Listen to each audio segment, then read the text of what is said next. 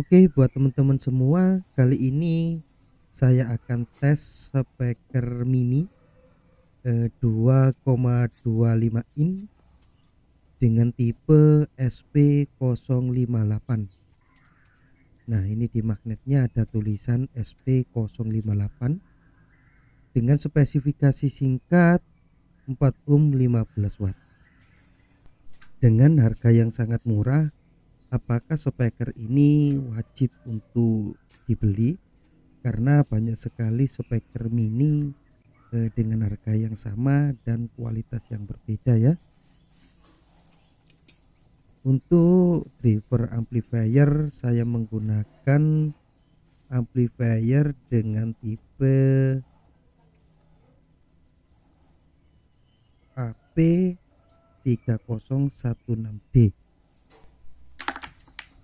Untuk sound card atau mixer saya menggunakan Bonkyo.